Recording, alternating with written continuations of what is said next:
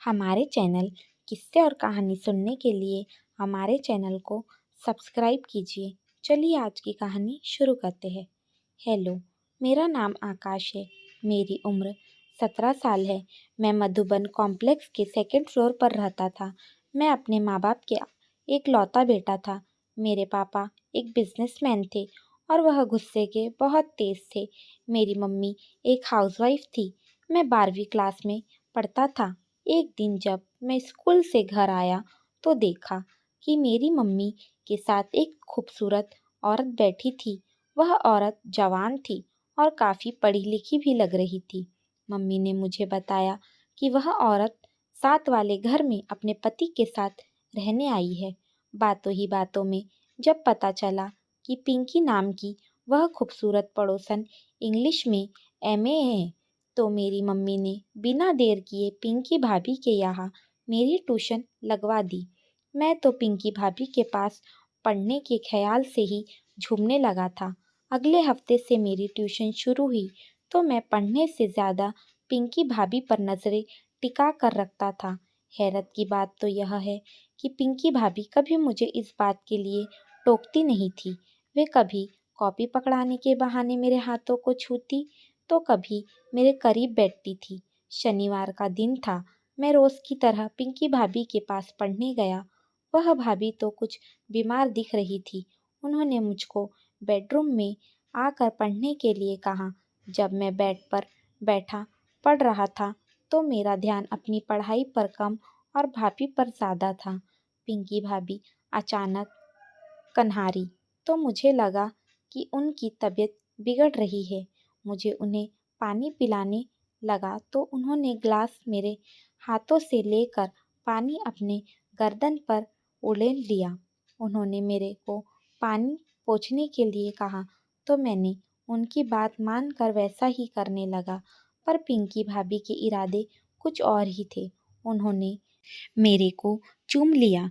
पहले मैं थोड़ा सपकाया मगर खुद को दूर करने के बजाय मैंने पिंकी भाभी के वश में रहना ज़्यादा अच्छा समझा। इसके बाद तो वे दोनों उसी बेड पर प्यार की ट्यूशन पढ़ने लगे। पिंकी भाभी और मेरे नाजायज़ संबंधों का सिलसिला तकरीबन 2-3 हफ्तों तक चला। न किसी को शक हुआ न उन्होंने किसी की परवाह की। लेकिन जब एक दिन पिंकी भाभी को मेरे मोबाइल में एक वीडियो एमएमएस आया। जब मैं वह वीडियो देखा तो मेरे पैरों तले ज़मीन खिसक गई और मैं वही सर पकड़कर बैठ गया। मैं सोच भी नहीं सकता था कि पिंकी भाभी ऐसी भी हरकत कर सकती है। उन्होंने अपने रूम में कैमरे लगाकर मेरे जिस्मानी संबंध का वीडियो बना लिया था। मैं 2-3 दिन अपने रूम से बाहर ही नहीं निकला और मैंने ट्यूशन जाना भी बंद कर दिया था। अचानक पिंकी भाभी हमारे घर आई और मुझसे कहा कि मैं तुमसे अकेले में बात करना चाहती हूँ, तुम मेरे घर आ जाओ। मैं जब उनके घर गया तो उन्होंने मुझसे कहा, यह वीडियो देखो, मैं तुम्हारे पापा मम्मी को दिखाऊंगी कि तुमने मेरे साथ क्या हरकत की है। अगर तुम चाहते हो कि मैं यह वीडियो तुम्हारे मम्मी पापा को ना दिखाऊं तो तुम्हें मुझे 5 लाख देने होंगे। मैंने कहा, ठीक है, मैं पैसे दे दूँगा, पर तुम यह वीडियो डिलीट कर देना। बस मेरे मम्मी पापा को पता नहीं चलना चाहिए। मैं घर में आकर पापा की अलमारी को पैसे निकालने और फ़ौरन पिंकी भाभी के घर जाकर उन्हें दिए और कहा कि अब प्लीज़ यह वीडियो डिलीट कर दो। पिंकी भाभी ने मेरे चेहरे को देखकर मुस्कुराया और कहा कि हाँ ठीक है, वीडियो डिलीट कर दूँगी। लेकिन पिंकी भाभी जितनी खूबसूरत थी उतनी ही लालची औरत थी। एक दिन जब पापा को पैसे की ज़रूरत थी तो पापा अलमारी में देखने गए तो उन्हें पैसे वहाँ नहीं दिखे। तो पापा ने मम्मी से कहा कि तुमने यह पैसे यहाँ से निकाले हैं क्या?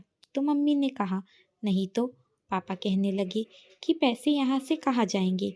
तो पापा ने मुझसे कहा तुमने पैसे लिए हो तो?